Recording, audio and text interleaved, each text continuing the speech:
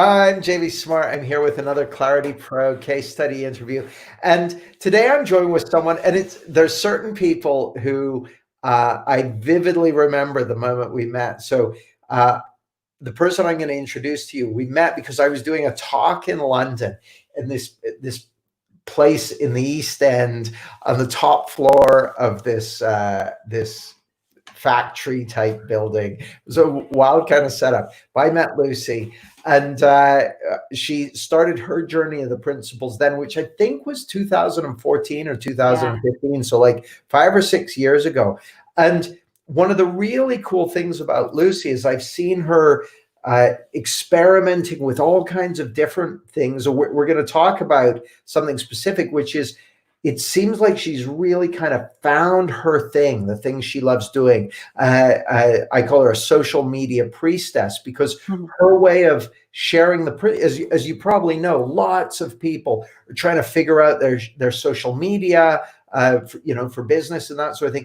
But of course, that brings into it all kinds of insecurities about visibility and criticism and rejection and all that sort of stuff. So Lucy's supporting people with their social media, but she's sharing the principles in the process and using it to do that. So welcome, Lucy. I'm really glad to have you with us. Thank you. Thanks so much for that introduction. I remember that day very strongly as well. I tried to go into the next door place because I wanted to change my boots because I've been traveling on the train. So I had these really horrible boots on and then I wanted to put my nice boots on before I walked in, but you were already in this next door hotel thing. So the kind of whole thing was ruined because I had to change my boots in front of you. Yeah, a special feeling. The place I like to start these, Lucy, is just to ask you to tell us a bit about your work now and what first sparked your interest in the principles. Okay. So my work now and what sparked my interest in the principles. Well, I'll tell you about the principles, how that happened to me. Because that I'd basically back in 2012, and I was reflecting on this, and it's really interesting. You said about how did I come across the principles, and I was thinking about what I was going to say, and it's been such a bloody transformational journey for me. I was thinking back and reflecting on all the things that happened, and people, if you'd met me before, basically 8 years of my life from 18 to 26, I worked in a hairdresser's pretty much all the time, and I went to university, but I still did hair. And basically it was just, I was totally addicted to drugs and partying, and that was all I did. So my life was exactly the same for so long. And then I had this experience in 2012 where I just woke up to, for the first time, I felt very deeply connected to life. And I think if that hadn't happened, I just would have carried on like a cocaine addict. I wouldn't, because the highs that I used to get from cocaine and from other drugs, that was my source of connection, and I'd never had it before. I just never experienced the peace. And so that happened to me kind of really bizarrely, after a 3-day cocaine binge on my 26th birthday. I had this experience, and I didn't really know what had happened. Nothing in my environment had changed. I was reading the book, The Secret. Okay, so this is going somewhere, I promise. I was reading this book, The Secret, and it was telling me about manifesting things, right? So when I read that, I thought, and then I had this profound awakening. It was colors changed and life looked brighter, and I felt happy, properly happy for the first time, and it wiped out my cocaine addiction, and I stopped smoking. And so this experience, I thought it had something to do with the words in the book, right? So I was well, you can be rich and all this stuff, but it wasn't that. It ultimately couldn't, because I didn't program my mind the way the Secret kind of suggests. So then when I heard you talk, it was on Yvette Taylor's summit in 2014. And it was like, I literally listened to your interview and it was like, this is what happened to me, because you were talking about insight. And it was like, oh, this is it. Like, this is what I've been trying to articulate. So it was like, I was like a done deal with you then at that point. I was like, okay, I have to follow this guy. And so I came to London and then I came in your course, and it was like, just that year. And I suppose for me, why that was so profound that year was because I hadn't had a community. Like, everyone I knew did coke, like every single person. I thought you were a loser if you didn't do drugs. Like, that's how, like, my level of consciousness was just so low before this point. And so it was like, suddenly I had this family of people. And when we were meeting up in London, I had all these connections with people that were kind of understanding like this stuff. So it was like it was a completely different life that I stepped into, and you're like at the beginning of that. So the Clarity program was right at the beginning of that journey for me. And then basically I wanted to be, I started coaching people, and it did well, but the marketing side was actually the best bit of it. Like, I was really good at sharing my message. I wasn't very good at actually like converting people into clients and actually coaching. Like, I just it wasn't like embedded in me enough to really it just wasn't.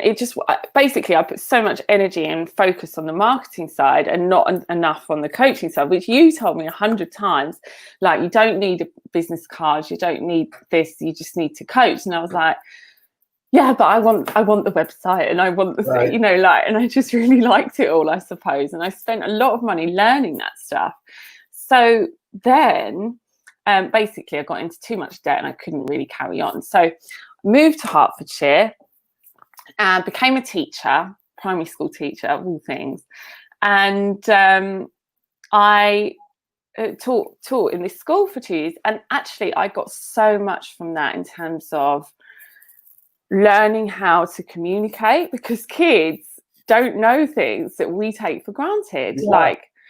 Like the number 7, for instance. Like, you just see this symbol on a board, and they don't know what that is. They just see lines. And so this kind of breaking down thing made me realize like how much I'd been trying to teach stuff about the principles, like from a completely different place from where the person was listening to. And so this really, really helped me.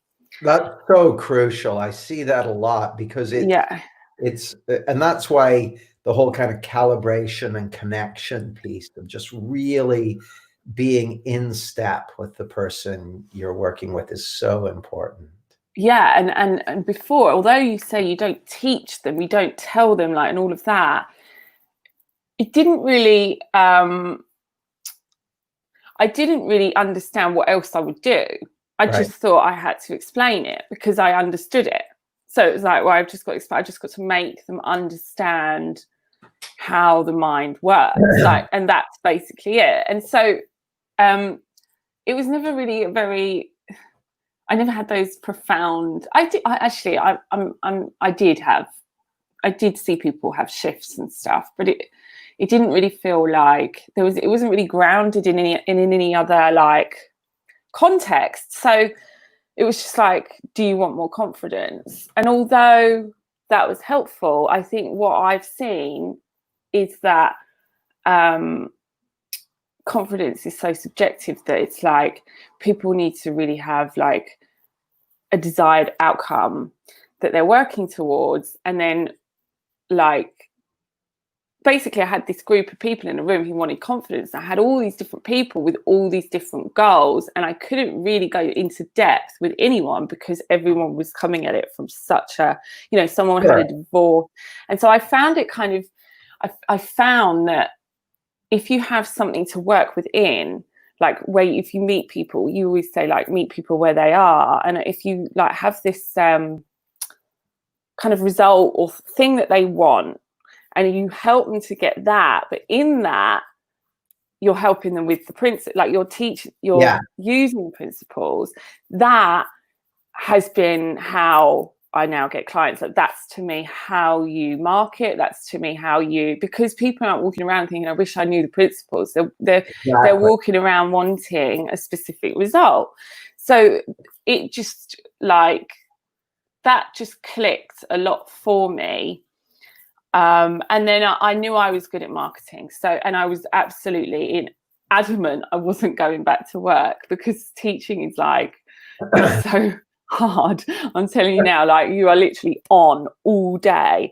And although there's so much learning in it, it wasn't really like, I didn't want to have a baby and go back to work. Like it just wasn't an option. So so when I got pregnant, I started helping people with their marketing, and I did it the complete opposite way. I didn't have I still don't have a website. I didn't have a website. I didn't have anything like that. I just kind of got clients from sending an email, which even though it was really frigging scary, like just, do you know anyone who might need some help with this? That felt like death or something, because this is what comes up. You made it through. Made it through the email, and then it just kind of grew from there, because I could see. But it did start with a lot of kind of technical stuff. But then recently, I opened the social media priestess school, and the women in there were having all sorts of resistance come up. Like they just wouldn't do it. Like they just wouldn't do certain things. And that's when I started really teaching the principles again, because it was like, okay, and that's why I'm back in here, because like I am coaching people through this now, visibility stuff and all that kind of thing. So well, that's what I wanted to ask you. So what's the kind of impact you're having with people now? Because they're ostensibly they're working with you to sort their social media out, and actually what you're doing is working with them through in the process of sorting out their social media. You're working through this other stuff. So what kind of impact are you seeing? Well, okay, so one of my clients, she had always been a corporate coach. So she'd got clients in a very different way. So she'd just send a proposal, and she wasn't doing any kind of presentations out to the world. And she really wanted to help people with like parenting, so like teens specifically. And so she like had no understanding of Facebook at all. So most people come because they have no technical understanding of how to physically set up how to lead people into a certain place. So that's basically what the school does, is it helps people set up their Facebook group and get clear on their message so that it's sustainable, rather than, you know, it's like the foundation for them to keep attracting clients into it. So and then they can keep sharing their message. And the group helps them because they're not doing it on their personal page, they're not running ads, they're kind of in this container where they feel like, well, people have said yes to me, so they want to hear it. People want to hear it. But she had this kind of idea that it wasn't going to be possible for her. And, you know, she hadn't done lives before, and she, you know, she didn't feel like, it just, I suppose what I notice is that people get completely out of their power when they're in fear. Like they have no kind of connection to what they would do without my input. Like, so there's this kind of like, to a certain extent, it's like, yeah, here's the Facebook stuff, but then you do what you want with it. Like, so what happened? Well, yeah, so she's got her group and she's now making sales. She's helping people, teenagers. And what I notice is then when people get their confidence, then it just starts to create this kind of flow, and they start to make their own decisions. And now she's doing live videos and she's boosting posts and she's getting people, she's building an audience. So, but yeah, so that's it. People are building an audience in this place. And they're just, and then another person came in and she was so frightened of, she was good at doing all the outside stuff, like but she was frightened to get one-to-one and to sell. Like she had this whole thing about selling. So that was another thing. So everyone comes with their own thing. And it's just, I suppose I always point people back to the fact that it's like that you can have that experience and you can still do it. Like that's what I always kind of do. Like that's not going anywhere. Like that fear is going to stay for a little while. You've just got to act in spite of it. Yeah, you've just got to do the courage thing. Well, and it's the thing I Yeah. wanted to ask you, Lucy, because I called this episode "Finding Your Thing" with the principles, because it really seems to me like you've found that, or it's found you, that way of working that allows you to have an impact with people, do stuff that plays to your strengths, share the principles in a way that fits for you. What's your sense of that? Is that just something that's all kind of fallen into place, or? I think I had to go through a process of, because where I've got this thing going on still, that like, because of this happened in the past, that might happen again. So it took me a while to choose to do the social media priestess school, as opposed to doing done for you ads and stuff like that. So that was kind of a leap of faith. But when you've had an idea for so long, you're just like, okay, this just has to, like, it's not just a silly idea, it's staying around. So you've got to kind of, I take those as the ones that you're meant to follow. But anyway, so I did that, and sorry, what was the question again? Well, I've got another question actually, which is you're one of the people, is kind of interesting to me when someone who, like yourself, who's trained and working with people in this way, and then you joined Clarity Pro despite being quite experienced and that sort of thing. What motivated you to join Clarity Pro? Because you joined quite recently.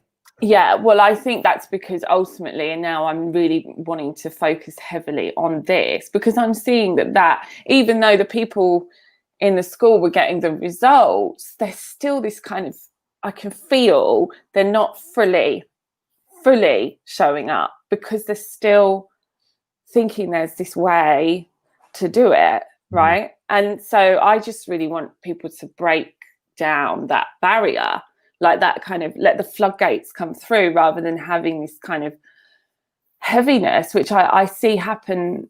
You know, it stifles people a lot. And so I really want to help clear that away. Like that's my number one thing. Like that's what I really want to add to the priestess school, because the priestess school has an element of that at the beginning, and then I obviously coach people and help them with the tech stuff. But really, like, this is, I feel like they have to keep going back to that over and over again and keep tuning into that. So I'm doing these audios, and I like being in your community, and I think you're an amazing teacher. So thank you. I just think that your community is really good. Always the people in there are amazing. Like they're always really high vibe, but they're not pretentious high vibe.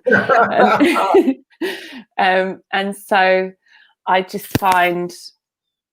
think you as a teacher, like, because you've just taught me so much, and I think because you're so good at, like, you're so clear on the principles, like, and I think, I don't know, there's something about you that I feel like, for me, is you're the right principles teacher. Like I haven't gelled with, even after, I know it's because I met you, but even after that, even the big principles teachers, I don't really gel with them as much as I gel with how you teach. So I think there's just an affinity with certain people as mentors, like, because of whatever reason, you know. I like it. So I had one last question, Lucy. Yeah. If you could go back in time to the you that had kind of caught a glimpse of this principle, but wanting to find your way to share it and that sort of thing, what message would you have for her? I would pick a topic. I would find something that you've seen for yourself, like an area of your life that's been improved by the principles, and focus in on what that is. So for instance, mine's marketing, yours is coaching, training people. Like, what is it that one person wants, and then focus on that, create all your content around that thing, and teach and sell it from that place. Like, this is, I'll help you to get here, like, don't sell like, you kind of sell them what they want, give them what they need. That's what I would do. I wouldn't sell the principles. I wouldn't sell coaching, I wouldn't sell the principles, I'd sell the result. That is some solid marketing advice right there. Yeah. Thank I feel like you. I think it's the one thing that you could just keep teaching to people. Yeah, I have said that about 1,000,000 times, right? Yeah, definitely. Thanks, Lucy. It's been a pleasure. Yeah, and thanks for having me. Speak to you soon. Speak soon. Bye.